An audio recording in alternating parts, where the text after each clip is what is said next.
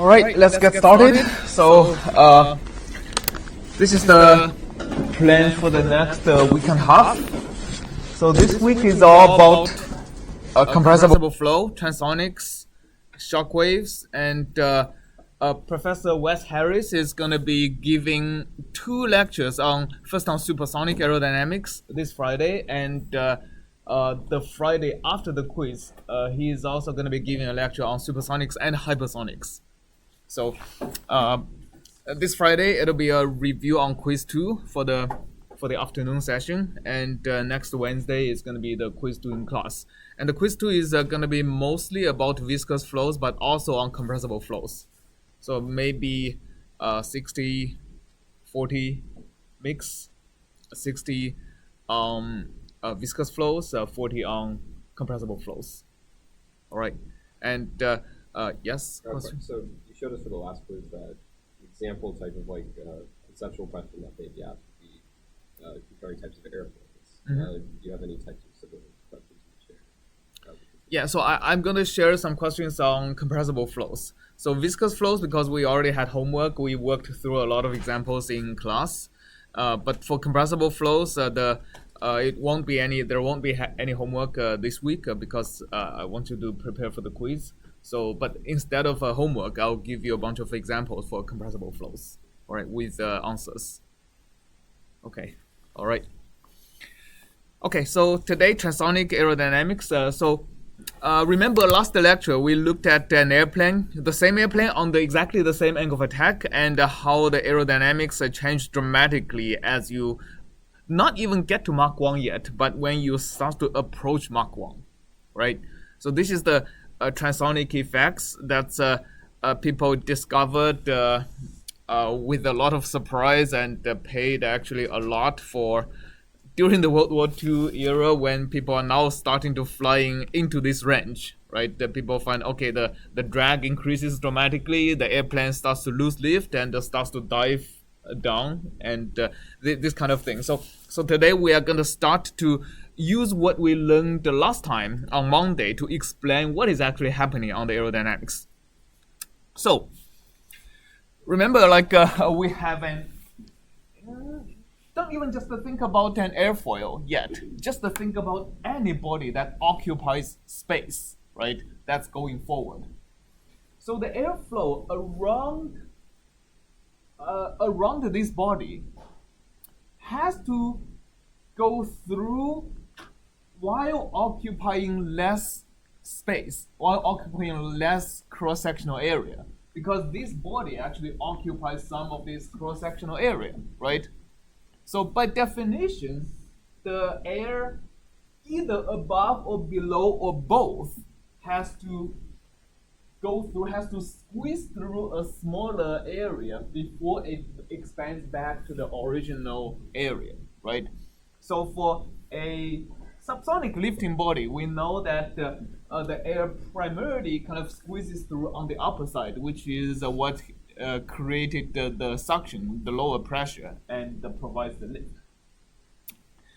So now imagine what happens when you have compressible effects. So did anybody remember what we derived by the end of the lecture on Monday? Did we derive the delta A over A, right? So when you accelerate,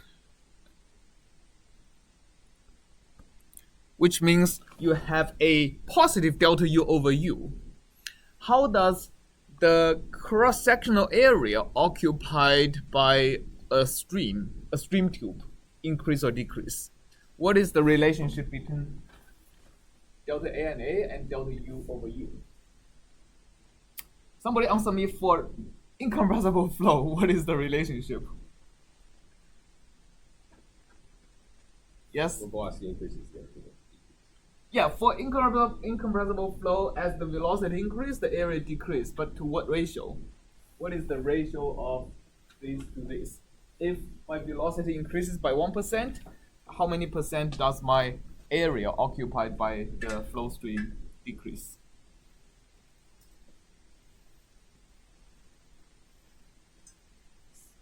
Put it whispering.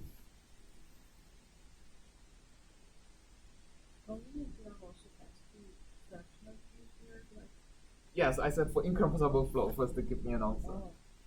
For incompressible flow, density is constant. Yeah, that's exactly -1, right? So this is for incompressible flow.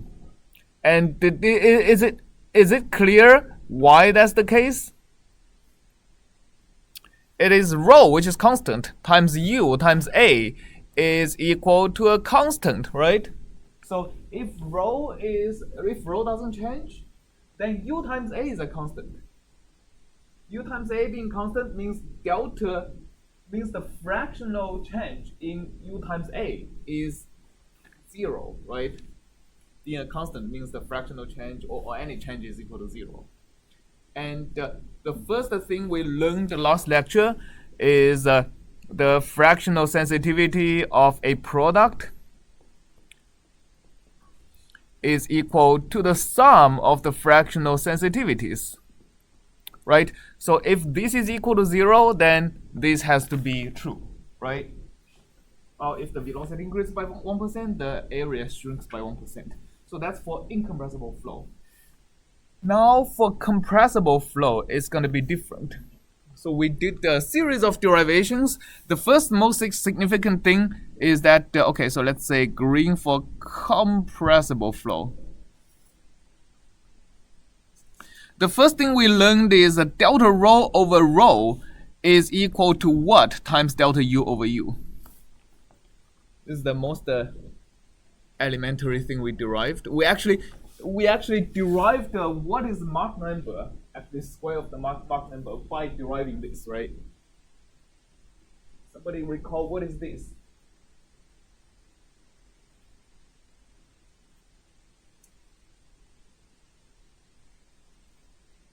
Yes? The Mach number squared, exactly. So we actually, on Monday, we actually derived this, and there comes out of a complicated formula, actually minus Mach number squared. There comes to be a complicated formula. There is a velocity squared on the numerator. On the denominator, there is gamma times p over rho, right? So gamma times p over rho. Let's just call it the square of the speed of sound for now, because we didn't really derive sound, right? But like essentially we just called this thing the square of the Mach number. So we actually derived this by deriving this formula. Okay, and now once we have this, the next thing we derived what is a delta of rho u over rho u. So again, that's the fractional sensitivity of the product is equal to the sum of the sensitivities, right? So that's delta rho over rho times delta u over u. So if velocity has increased by 1%, how much does this increase?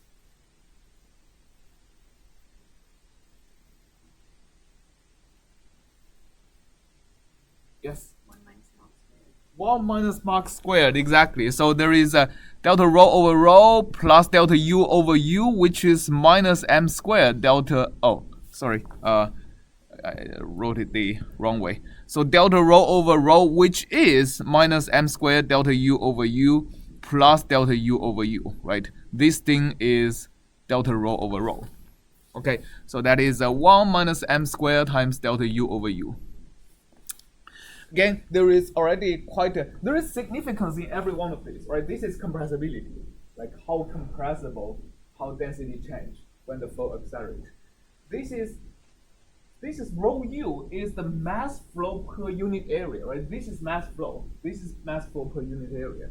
So mass flow per unit area would increase upon acceleration for subsonic flows. If 1 minus m squared is positive, then the relationship is positive. If you accelerate, you increase how much flow you go through a particular area. For supersonic flow, m squared is greater than 1. If you accelerate, okay, if you accelerate, the flow doesn't squeeze into a smaller tube, it expands, right? So subsonic flow contracts upon acceleration, supersonic flow expands upon acceleration.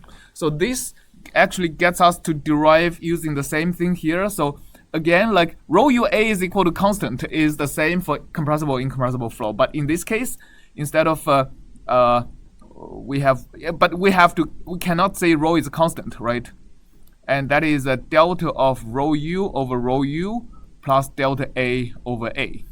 So delta A over A is going to be the negative of this guy, which is negative of 1 minus m squared delta U over U. So this is what we derived last time. The stream tube area changes upon acceleration in fundamentally different way for subsonic versus supersonic flows. For subsonic flows, you accelerate, you contract. For supersonic flows, you accelerate, you expand. So now look at a particular stream tube like this. Okay, so in transonic versus subsonic flows, the specific the quantitative shape of the streamlines change, but qualitatively they can't, right? Because no matter for what kind of flows, incompressible, transonic, or supersonic flows, when the flow goes around this body, the area has to contract somewhere, right? So yeah, quantitatively, the shape of the streamlines are going to be a little bit different for subsonic, supersonic, transonic flows, but qualitatively they are the same. Like around the body, they have to come together, and after the body, they expand back. So thinking about this particular stream tube, it is very, very similar to a convergent divergent nozzle, right? Did you go through convergent divergent nozzle in Unified? Yes, you did, right?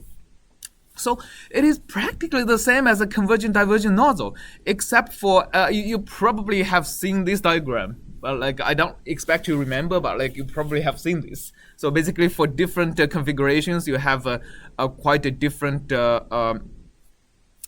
Basically, as the inflow speed goes from incompressible to higher and higher Mach number, you have fundamentally different behaviors, and this is what we see in transonic flows. So for subsonic flows, yeah, we'll look at convergent divergent nozzle later in the lecture. But for subsonic flows, you have a convergent flow over here, and what we mean by subsonic flow is when you get even to the throat, the location with a minimum stream tube area, the flow is still subsonic. That's what we mean by the airplane is at subsonic regime, as opposed to in a transonic regime. In a transonic regime, at the minimum throat area, we actually reach speed of sound, right? So whenever some portion of the flow reaches speed of sound, we say the airplane is at transonic flight. All right. So for subsonic flows, this is still subsonic. And when you expand backward, you expand back to a bigger stream tube area, the flow then decelerates. So you have acceleration, deceleration for subsonic flows. Transonic flows, different. Okay, for transonic flows, remember, like whenever you reach speed of sound, there is no way for the stream tube to contract anymore. Okay, so when velocity reaches speed of sound, so basically Mach number is equal to 1. No matter which way you go, the stream tube area has to increase. So imagine you're already at Mach 1. You further increase your speed. Okay, so d over u is positive, but m is already now slightly greater than 1. So this guy is going to be negative. So when you take the negative of that, you have a positive area change, you expand. So that's when you go to supersonic. On the other hand, if you slow down, if delta u over u is negative, the Mach number now becomes smaller than 1. This guy is, the product is going to be negative, and take a negative, this is positive again. So no matter if you slow down or accelerate, at Mach equal to 1, there is no contraction on the stream tube area anymore. Which means at the location where the stream tube area is minimum, you have to be at Mach 1. Make sense? Okay, so that's kind of the throat. That's what we saying, like the flow is choked at the minimum area location. Now, when you expand, when you go like around the body and the area expand, you get a portion of supersonic flow. So you have, after the minimum area location, you have supersonic expansion instead of a subsonic expansion. This is fundamentally why when we see like flow like this blue region. So the blue region means blue is low pressure. Low pressure means the velocity is fast, right? So instead of the flow reaches maximum speed over here and slows down afterwards, it reaches minimum area, stream tube area over here. And when you further go downstream, your stream tube area expands. Instead of the flow slowing down, it further accelerates till at this point you get a shock wave. So the shock wave is something we'll discuss in more detail in the next lecture. But so there is going to be a flow that's supersonic, and the pressure keeps dropping over here. That's what's fundamentally driving the difference between subsonic and transonic flow.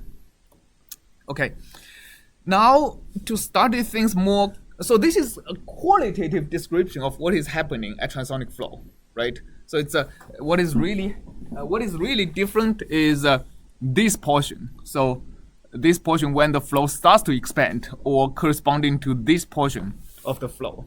So as you can see, like as the flow becomes faster and faster, the region of supersonic flow expand further and further downstream until at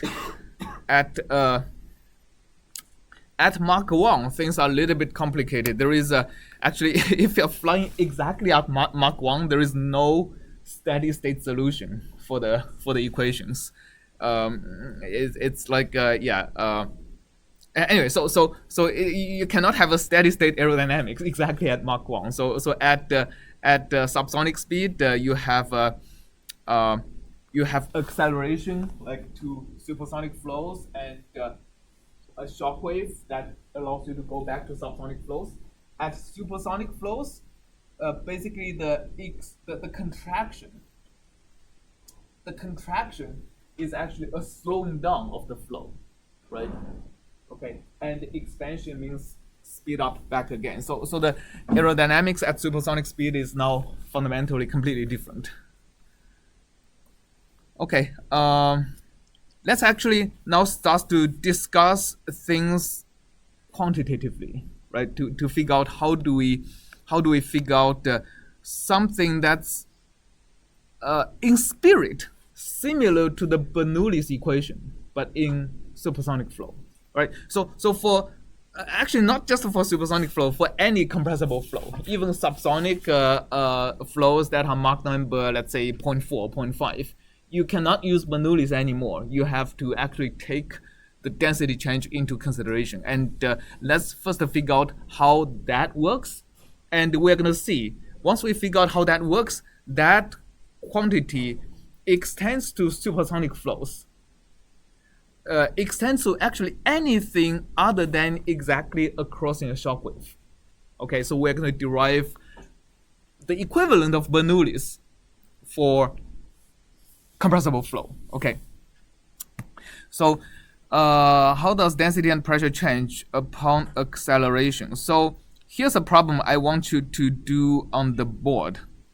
So and I'm going to write down what you want to use. So what you want to use is really what you how we derive the Bernoulli's equations along the streamline. Okay, so for the first question, I want to answer if the flow is actually incompressible, right? How much does the pressure coefficient change if there is a 1% area reduction? So we can use what we just learned in the previous slide, right? How much velocity change there is upon area reduction. And once you know the velocity change, use the I want you, even for the first question, you can either use Bernoulli's or use the actual momentum conservation equation. What is the momentum conservation equation? U times, okay, so du over dt, let me just write it down a little bit carefully, is equal to u times a change in velocity over a change in x, right? So delta x over u is the dt. right? That's equal to minus delta P over delta X times 1 over density. So this is the equation you're going to be using. So over the same delta X, you can just write it like U times delta U is equal to minus delta P over rho. So that's something we can use for both question 1 and question 2. Now the question 2 is, now if the flow is still inviscid but has a Mach number m before it enters this 1% contraction, how much does the pressure coefficient change? And the pressure coefficient is just to remind you, Cp is equal to P minus P infinity. So minus, let's say P0. P0 is the pressure before you enter the contraction over half of rho U squared. And the U is the velocity also before you enter the contraction. Okay, so let's work out these two problems. How does the pressure coefficient change if the flow is incompressible, and how much does the pressure coefficient change if the flow actually has a non-zero Mach number? All right.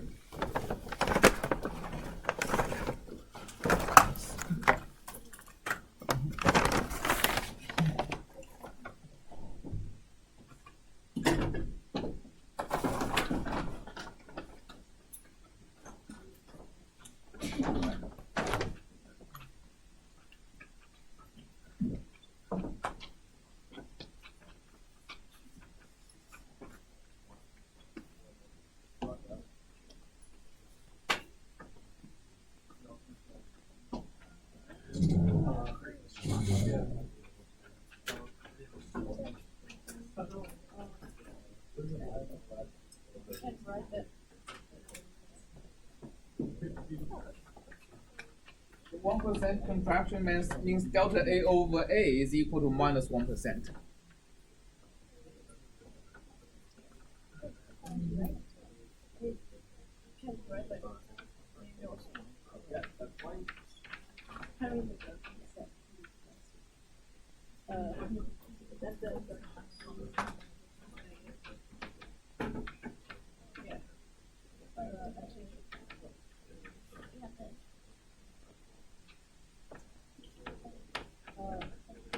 One hint is that the change in Cp is not relative. There is a quantity you can calculate on the actual change in Cp, not delta Cp over Cp, but just the delta Cp. Oh no, incompressible.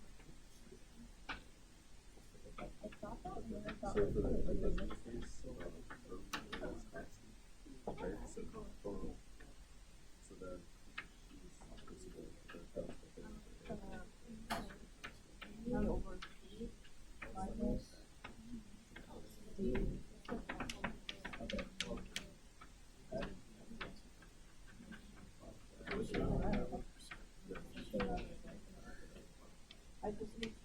I just negative by this way.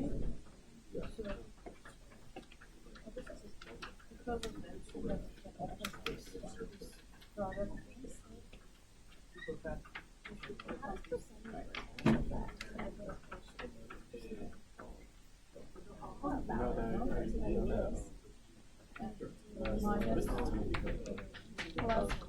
Minus the same boundary, which is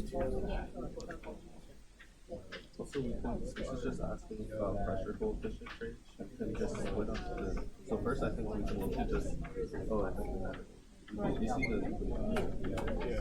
I think those are two different ones. So basically, we can just take the delta things, split division and subtraction. You know what I'm saying? So that we would ask. no, it's already so then that means well, the top part is constant. Oh no, it's not.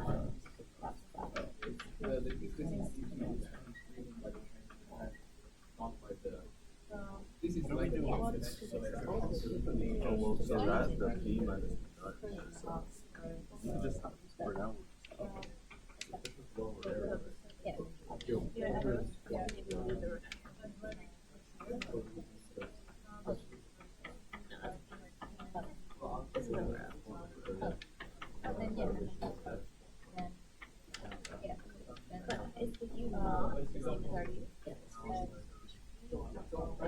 I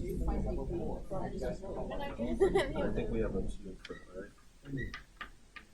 Or no, plus 2.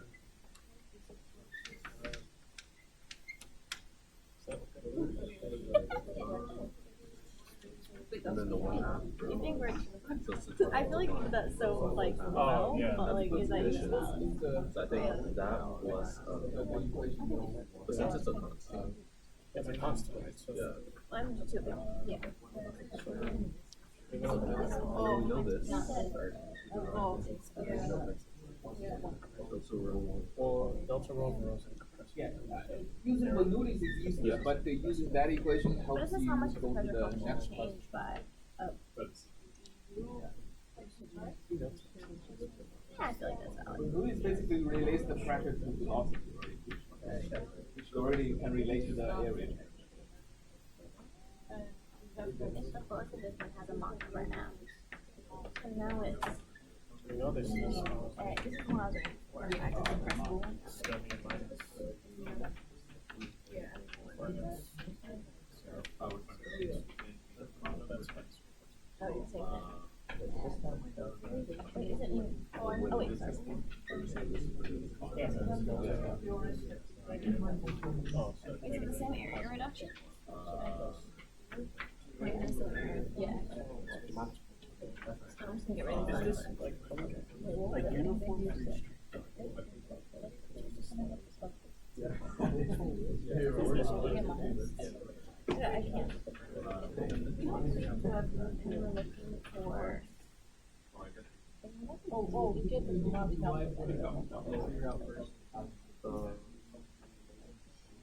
I think you should be super fast. Possible flow.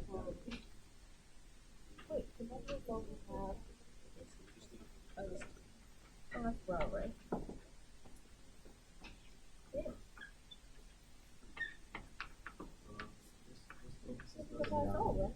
You did it like this stuff. Yeah, cool. You said that. So let me just do that again. I know it's so weird. It's use the velocity. So it doesn't change much, right? It's just the 1% contraction. So this is pretty much the same as yeah, so basically we're looking at the change over like a very small change.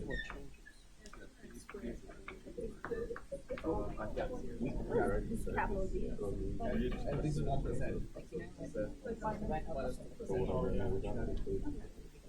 I mean, it's better to represent CP because of the amplitude. So These are different than I. that's the answer for this question. Yeah, very good. I'll go to this. Oh, that's good. Other than the sign of wrong. Oh, we need a negative sign? Yeah, so this is equal. This is equal. Oh, we dropped this. Yes. Yeah, this is good. Now you can go to. Yeah, very good. Yeah. This Yeah, and this also.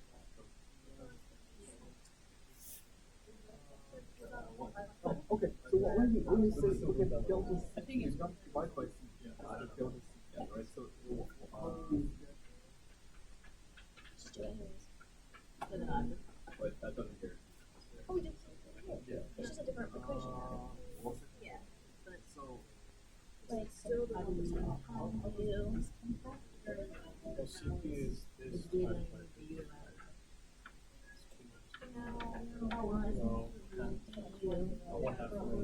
Oh, wait. Yeah, but you're not so okay, so in CP, so the definition of CP, right, is equal to P over P. So P naught is a constant. It's like a reference value. It's the free stream value. So this is also free stream value. So these are like so usually we write it as P infinity. So these things, when you go along the stream, right, only P changes, and the other things are reference values. They are basically a value at free stream, which means wherever you go, only this thing changes. The other things are really. Oh, okay. And then that's that. Delta So for right. So delta C is going to be just a delta P over the bunch of things. that are already there, right? Yeah. Because this is constant, we don't want the delta, but this thing is the You know the deep row. and then the delta p, how do you relate delta p to delta u? Use the momentum equation I put in the green box. Yeah. Why is it this? This is why the second question as well. Yes. This is basically derived just through F equal to ma. There is no compressibility or incompressibility assumption. Got it. And then we kind of do the same thing. Oh yeah, that's great. That's exactly the answer. Yeah. Nice. We're better at You're better at computer. What's that fake assumption? The twig.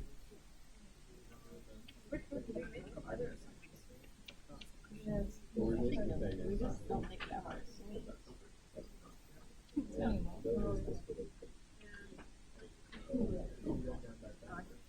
In this equation, we always discuss how because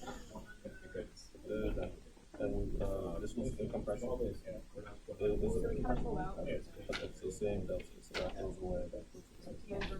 So yeah, we just have 90 to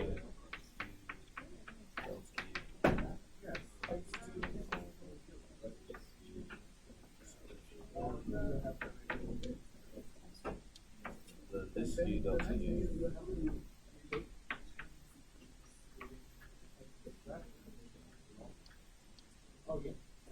Maybe we could just say it's equal to delta u equals going over here.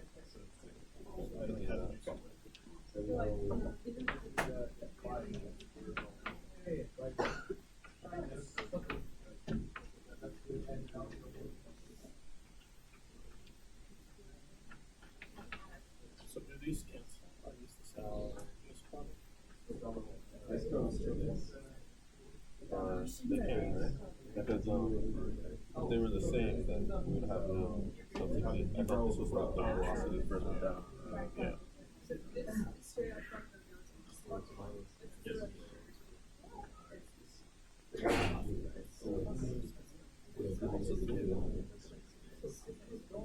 Well, I mean, yeah, because if we're assuming we use it for that,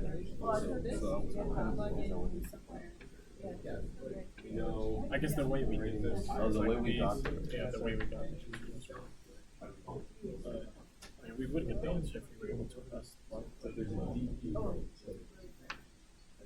not sure Why they wouldn't. and why they would. Would it or Would. Because that's the way. That's pretty bad.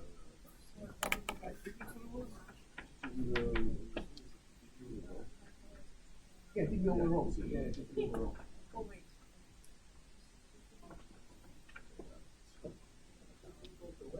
This is the concept. Wasn't that one? But we did zero. Close to this.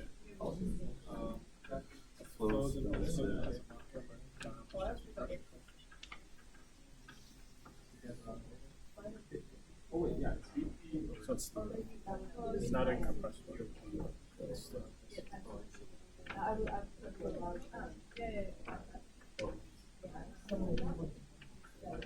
what is it answer?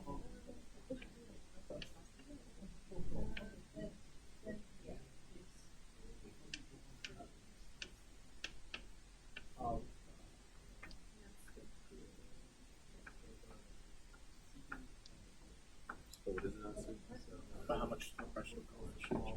Okay, so that this will just affect one of our terms, which term is. So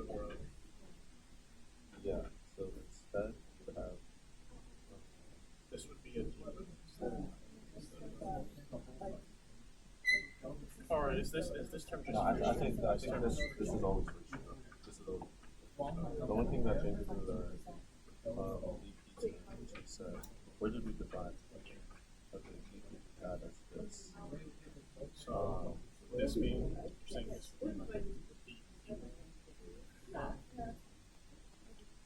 Or Oh, solve for yeah, we solve for DP, so then we have and then that will cancel out, and we'll have an interpretation, right? So then we'll have is equal to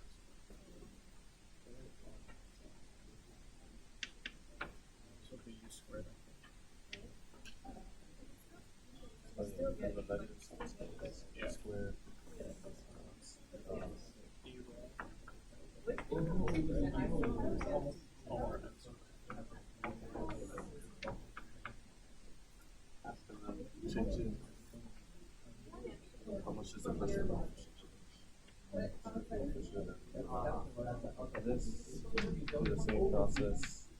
So that we found this.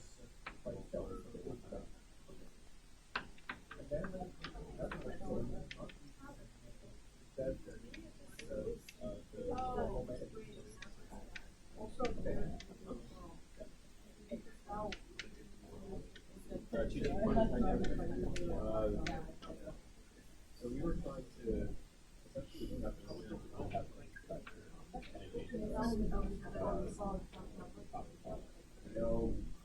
Do we know zero? don't know how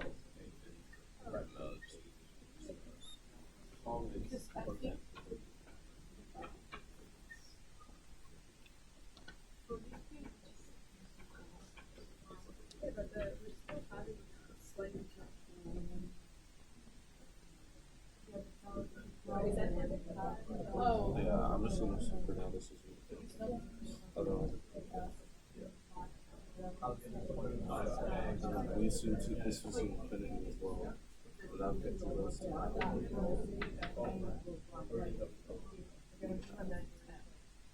You would have 2 delta. So, yeah, we would have 2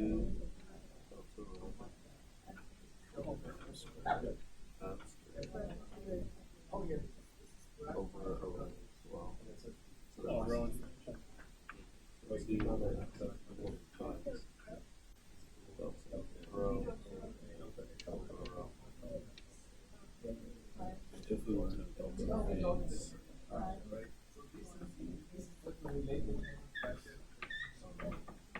and then it tells us a 1% area. So the area is that's all.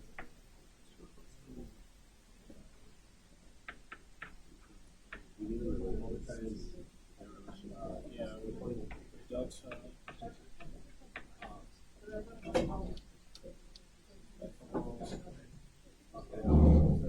So what is a delta?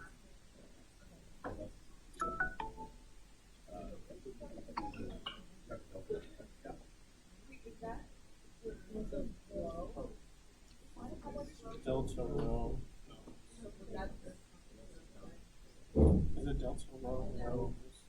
So this one. Delta row.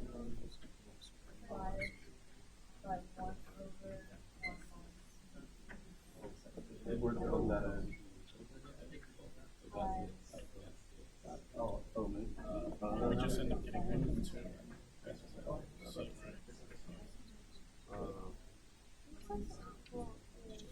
Because we know this is one.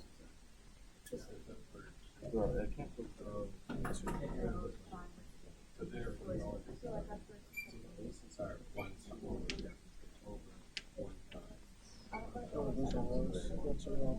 Minus 1 rows. Compressible flow. But that would then be negative 37. Oh, we have the same one. the same answer.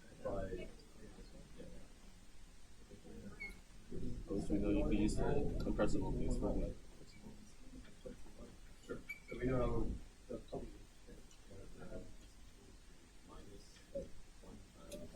Is it because we're using this?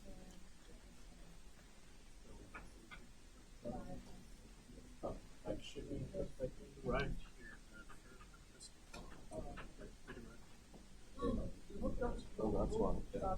That's why. No, we're supposed to be using that. Oh, there's this part. Okay, so this. Okay, so where did we use this? Do you remember which step? It's where we got the model. This thing. So yeah, the problem came with this step right here. So then we have what was it? Delta and oh, wait, and then U over U.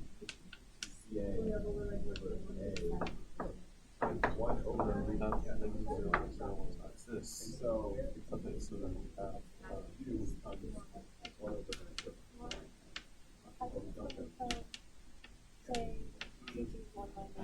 and then that would Yeah.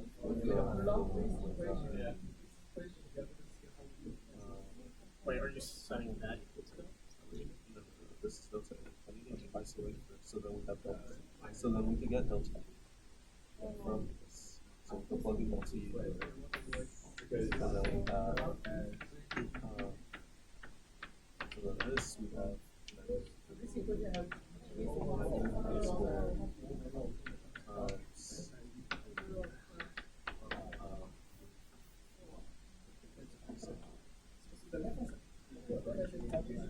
where does we have this equation from? Is this so then this equation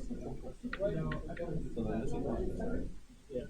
So then if I just plug this into here, the only thing I just need to do is take out pressure. So now we just need to remove pressure and that's if I can relate pressure, that's my Wait, this one is pressure density. Oh, so then okay, so then this is rho density. Okay, so then from here. Okay, so from here. So we have negative times u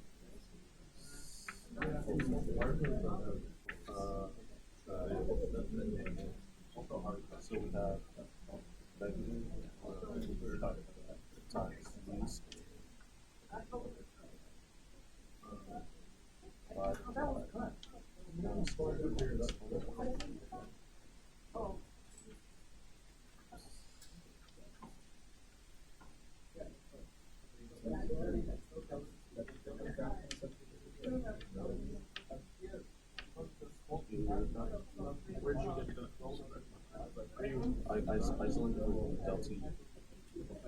So that this is negative 10 from there, and then I divided that with and then I multiplied it. Oh,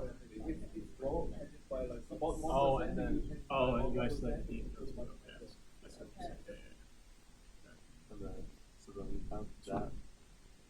So that this plug in this so the rho square over this level.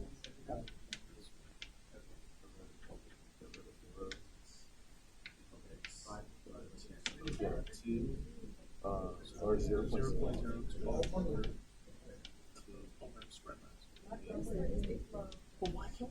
Is this what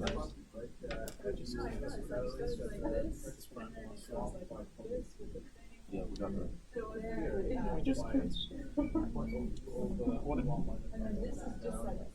Yeah, that part. Yeah, So we're essentially saying that delta P equals negative rho infinity.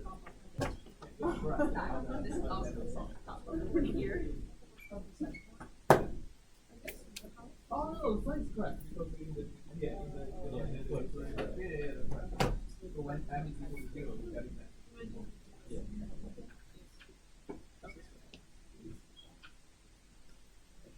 Yeah, let's go back. So I think it's very good to do also. Did you get the answers?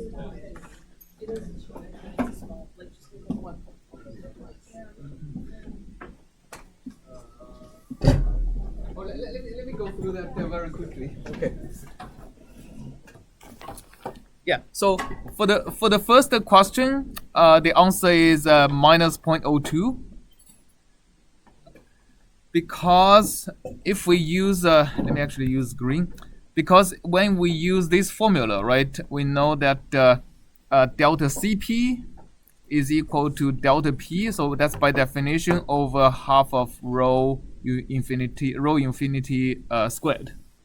Okay, and now delta P over rho is equal to, okay, so in the entire problem we say about, right? So for example, if rho changes on the order of 1%, then like when we have it in the multiple, so we can cancel each other like on the numerator and denominator, basically without if we change this rho infinity to rho, we are only changing the answer by like 1%, right? So it doesn't matter that much.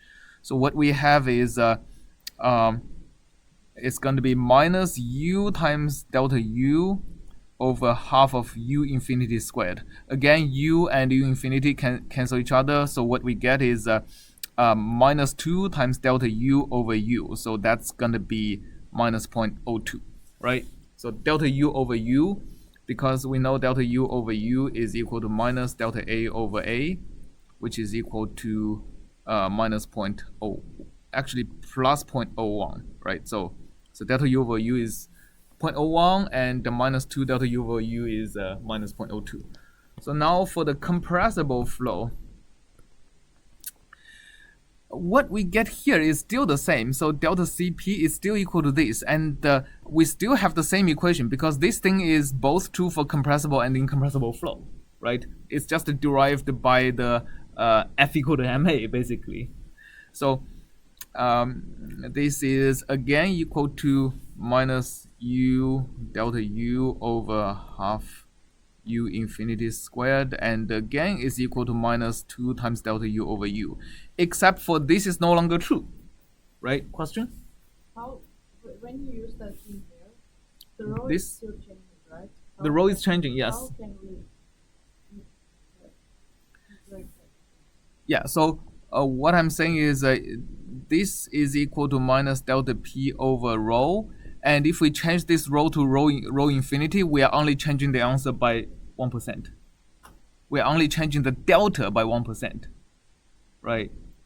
So just like I think one of the teams that derived, okay, instead of minus 0.02 is minus 0.0201, right? So that's kind of the scale of difference we expect by taking basically by ignoring the second order effects, right? By for example changing the denominator from rho infinity to rho, right? We are changing like minus 0.02 to minus 0.0201, so something like that. All right, make sense? Okay. Right, this is this, and then we know that instead of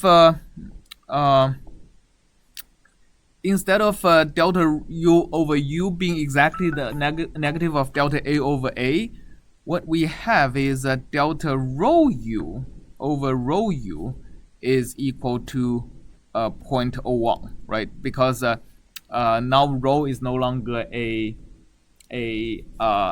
constant, and this is equal to delta rho over rho plus delta U over U, and delta rho over rho is actually m squared times actually negative m squared times delta U over U, right? So we have negative m squared plus 1 times delta U over U. Okay, so which means delta U over U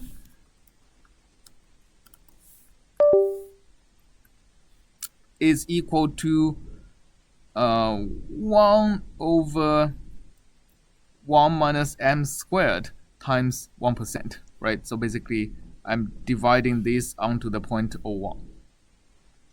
So the final answer is 0.02 divided by 1 over m squared minus. All right, that's the answer to the second question. So as we can see that when m is equal to 0, we recover the incompressible flow answer, right? And as the Mach number increases to about 1, the delta Cp would decrease by infinity, right? Which is really what we can think about the rigidity of the stream tube areas. So for incompressible flow, the stream, you can have a relatively small acceleration that drives so the amount of pressure it takes to pressure change it takes to drive the 1% change in stream tube area is minus 0.02. But for higher Mach numbers closer to Mach 1, it takes a lot more change in the pressure coefficient to drive the same contraction in the stream tube area. And that amount of pressure difference actually becomes more and more as you reach Mach 1, right? At Mach 1, no matter how much pressure change you give to me, there is no way I can drive even 1% of a stream tube contraction. So that's more rigidity. Now as you go above Mach 1, supersonic flow, the relation flips over, right? You need actually a pressure to actually drive a stream tube contraction instead of decreasing the pressure, you need to actually increase the pressure. So everything becomes opposite for supersonic flows. All right, so I'll see you Wednesday and discuss even more about how to do quantitative calculation of how does the Mach number increase or decrease in response to a change in the pressure. All right, and that is going to finally derive our equivalent to Bernoulli's on Wednesday. Right. See you.